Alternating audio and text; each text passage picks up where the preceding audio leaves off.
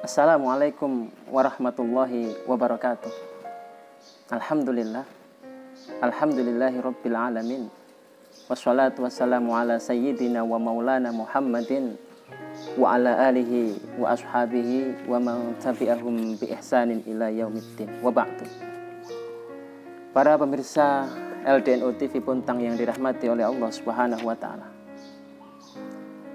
Di dalam Al-Quran surat Al-Mulk atau surat Tabarok ayat yang kedua, Allah Subhanahu wa taala berfirman, A'udzubillahi minasyaitonirrajim. Bismillahirrahmanirrahim. Alladzi khalaqal mauta wal hayata liyabluwakum ayyukum ahsanu amala. Dari ayat ini kita bisa mengambil sebuah kesimpulan bahwa pada dasarnya Allah Subhanahu wa taala menciptakan kematian dan juga kehidupan itu adalah untuk menguji siapa di antara manusia yang paling baik amalnya. Ada sesuatu yang menarik untuk kita kaji dalam ayat tersebut, yaitu penggunaan kata ahsanu amala. Jadi Allah menciptakan kehidupan dan kematian itu untuk menguji siapa di antara manusia yang paling baik amalnya. Ahsanu amala, bukan aktsaru amala, bukan yang paling banyak amalnya. Nah, ahsanu amala ini apa sih? Ini yang akan kita bahas pada kesempatan kali ini. Menurut tafsir Humat, yang dimaksud dengan ahsanu amala itu adalah aswabuhu au aktsaruhu ikhlason. Jadi ahsanu amala itu adalah amal ibadah yang dilakukan secara benar yang pertama. Benar tentunya sesuai dengan syariat yang dibawa oleh Kanjeng Nabi Muhammad SAW. Poin yang kedua, ahsanu amala itu adalah amal ibadah perbuatan yang dilakukan secara ikhlas. Nah, ketika kita berbicara tentang ikhlas, maka ada satu penyakit hati yang harus kita hindari, yang harus kita jauhi agar ibadah yang kita lakukan itu betul-betul ikhlas semata-mata karena Allah Subhanahu wa taala. Di dalam kitab Kifayatul Adqiya ya, dikatakan, jadi di sini dikatakan lamma amara bil ikhlas nabau ala tahdhiri min dhiddihi. Jadi kalau kita diperintahkan ikhlas itu maka harus berhati-hati dengan penyakit lawannya ikhlas. Lawannya ikhlas itu apa? Wa huwa riya, yaitu riya. Kenapa kita harus berhati-hati dengan penyakit riya?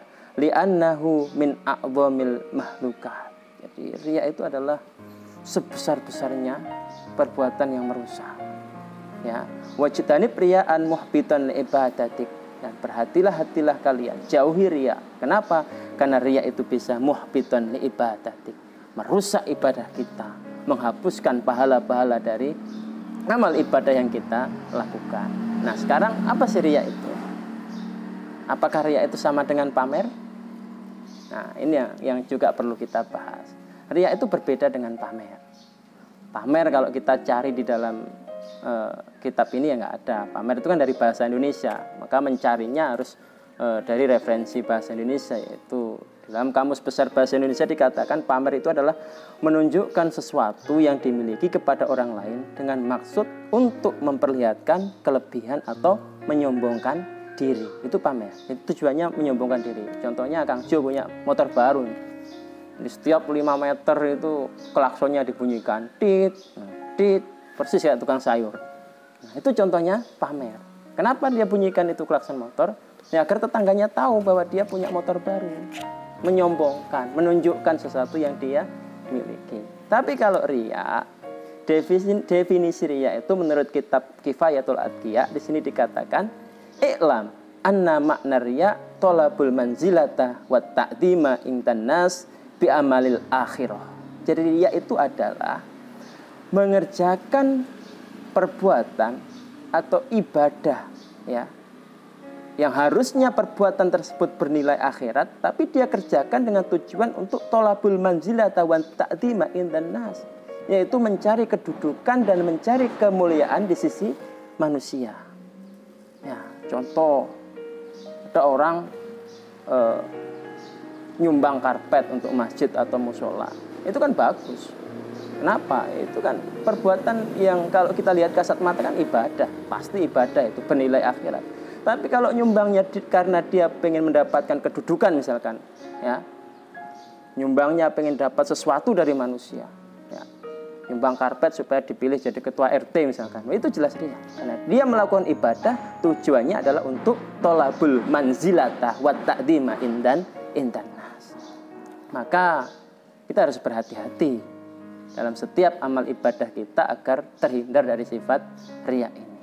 Kuncinya adalah hati-hati di dalam berniat terhadap semua amal ibadah yang kita lakukan. Kuncinya pada niat. Makanya di dalam kitab Ta'limul Muta'allim fi Thoriqit Ta'allum itu dikatakan, kam min amalin yatasawwaru bi surati a'malid dunya wa yasiru bi husnin niyah min a'malil akhirah.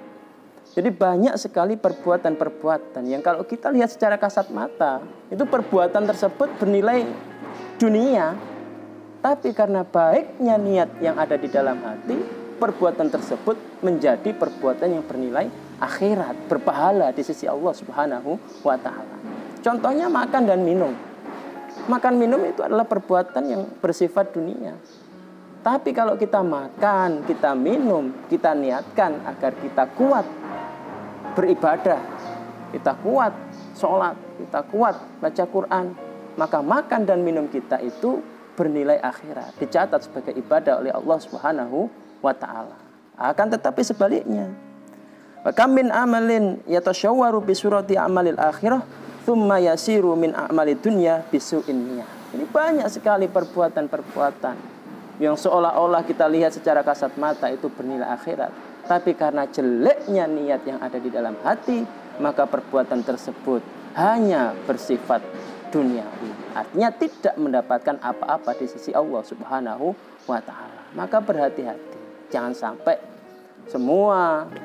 sampai ibadah-ibadah kita itu kita dasari dengan riya. Karena kalau kita dasari dengan riya, satu, jelas kita tidak ada apa-apa. Yang kedua, yang menghapuskan pahala dari ibadah yang kita lakukan. Itu dikatakan di sini kan riya itu mubtilan, ya, thawaba. Jadi membatalkan, menghilangkan pahala dari ibadah kita. Ya, muhbiton li ibadati, merusak ibadah-ibadah kita. Maka kembali kepada pembahasan awal tadi, Allah Subhanahu wa ta'ala menciptakan kita, kehidupan dan kematian ini tujuannya adalah menguji siapa di antara kita yang paling baik amalnya. Maka kalau kita pengen amal ibadah kita masuk ke dalam kriteria ahsanu amalah, dua hal harus kita perhatikan. Satu, amal ibadah kita benar. Yang kedua adalah amal ibadah kita harus didasarkan pada sifat ikhlas. Artinya tidak ada riya di dalam hati kita.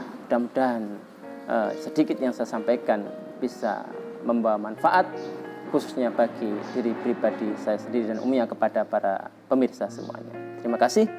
Sampai jumpa di lain waktu. Akhiran, wallahul muwaffiq ila aqwamit thoriq. Assalamualaikum warahmatullahi wabarakatuh.